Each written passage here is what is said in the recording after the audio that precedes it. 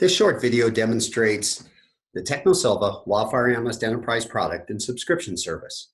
This solution provides capabilities for wildfire risk forecasting, referred to as Firecast, and for real-time on-demand fire spread predictions, referred to as FireSim, using cloud-based computing and client-side user applications. The example demonstrated today is the system implemented for San Diego Gas and Electric.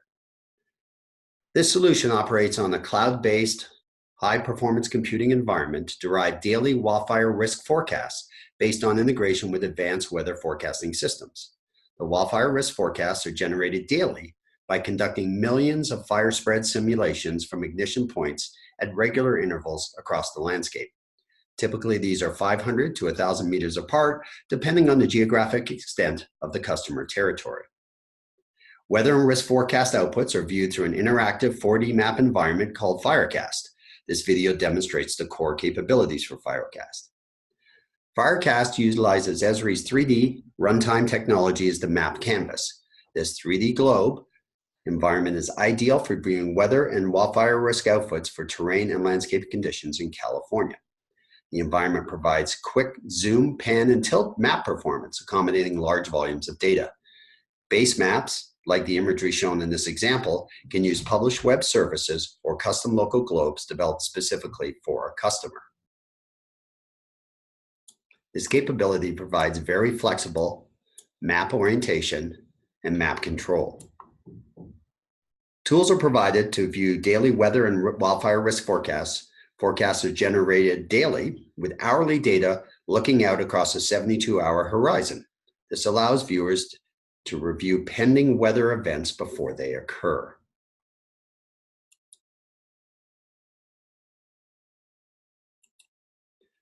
A range of weather outputs are generated in the weather forecast system, from fuel moistures, live and dead, relative humidity, wind factors, and wind speeds.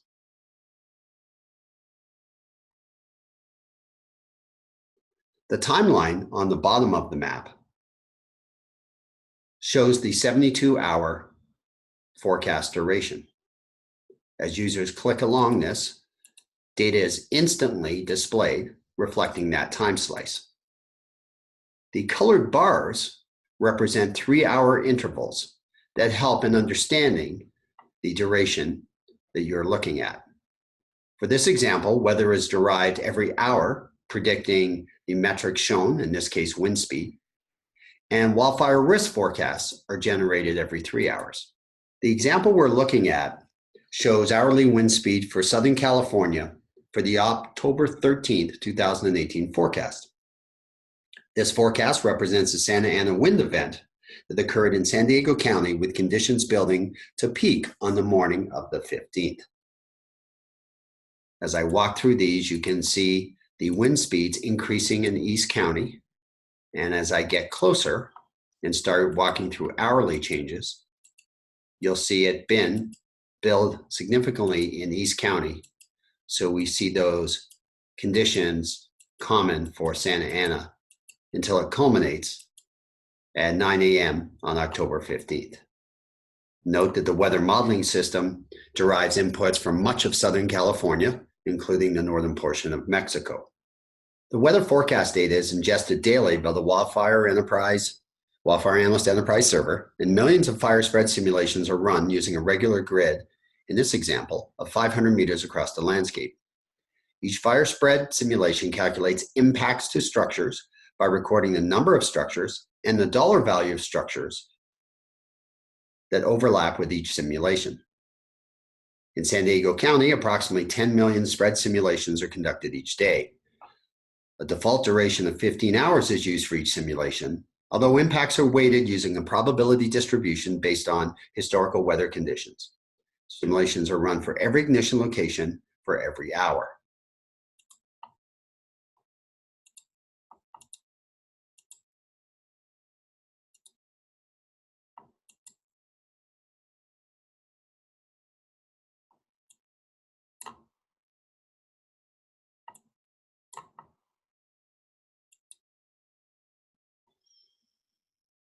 As we begin to walk through the hourly forecast for this 3-day duration.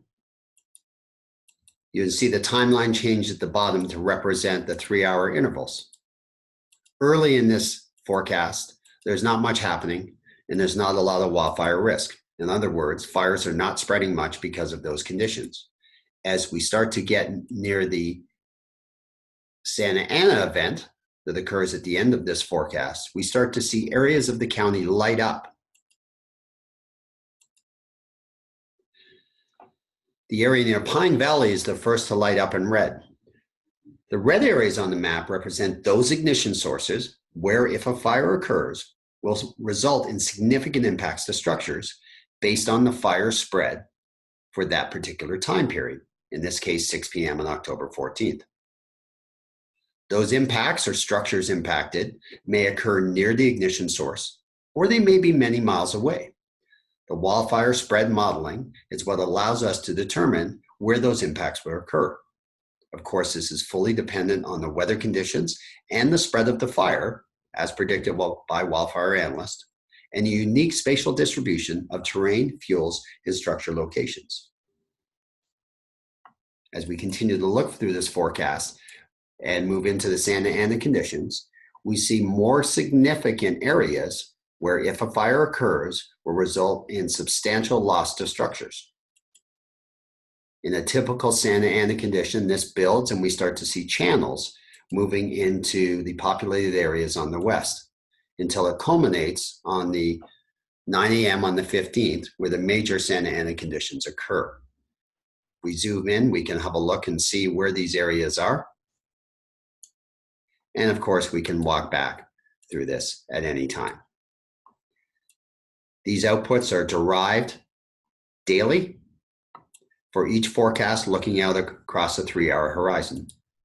Of course, the maps can also be animated and viewed at any time, so you see the trend or pattern that occurs. The bar on the top shows the time. As we move through this, you'll start to see the Santa Ana conditions come in and the risk to ignition sources building significantly.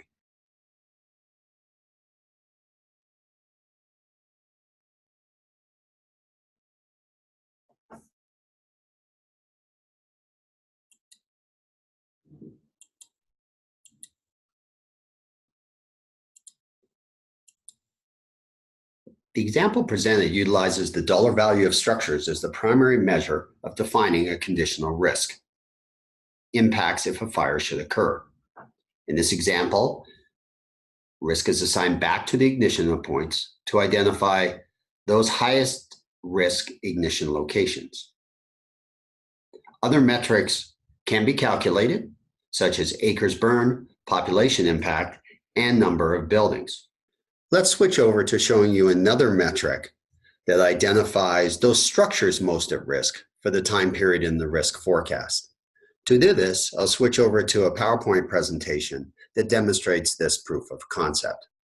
In this slide, we can see that the simulation modeling can be used to identify the worst ignition locations, but also the worst impact locations, or those structures most at risk, for every time slice in the 72-hour prediction horizon.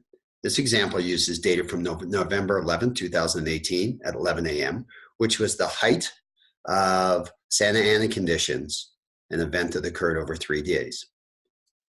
The image on the left shows a regular grid of points, in this case 500 meters. The simulations were run for every hour using hourly changes in the weather prediction. If all those simulations are overlap, you would see a map of burn probability. This identifies in red those areas that are consumed by the most overlapping simulations for all the different time periods. In other words, we see those areas most exposed across the different time period. As previously showed, the highest risk locations, the impact to structures, is summed as a measure of risk and assigned back to those ignition locations. This map shows that ignitions that result in fires will have the most significant impacts to structures based on fire spread. This map would be ideal for pre-positioning of resources, preparedness planning, and early evacuation planning. But in addition, we can show those structures that are most at risk by all the time periods. This map shows where the structure impacts are most likely to occur based on the spread of the fires. Now let's look at where those impacts will occur. In other words, the number of times each structure is impacted by a simulation will help us to identify the structures and groupings of structures or communities that are most exposed and vulnerable. This map simply shows the structure locations in our study area. If we look at time 0, we start to see some of those structures light up. The highest risk ignition location map is shown as reference on the right. We start to see in the bottom right the legend showing how many times the simulation overlaps with that structure. So it's more likely, more exposed and more likely. As we move through the time period, 6 hours later, we start to see in the Santa Ana condition builds, we start to see certain structures light up. You'll note that some of those structures align very closely with the ignition sources as they are nearby. As the weather gets more severe and spread is more significant due to primarily wind conditions and drought, we can start to see structures light up and become very exposed that are not near ignition sources. We move on to 12 hours. We start to see other ignitions light up, structures light up, particularly here in the center. It's not a source of ignition at all, but that is an area that's consumed by ignitions, particularly from this area as they spread across. As we move to 15 hours, we continue to see areas light up, and particularly these houses on the west end here as we start to get in more of the urban fringe and WUI area. And if we jump to the height of the Santa Ana condition, 60 hours, we see a lot of those houses are consumed. Let's just quickly step back and have a look at the building points again so we understand how they change. Again, all the buildings, time 0 in our 72-hour forecast. Time 6, we start to see in the Northeast, some of these buildings really light up. Again, showing how many times they would be impacted by a simulation, therefore more exposed and vulnerable. Hour 9, we jump to hour 12. We start to see the buildings on the west side, that significant density near the urban fringe light up. 15 hours and 60 hours. More information about Wildfire Analyst can be obtained at wildfireanalyst.com. Appreciate the opportunity to show you this.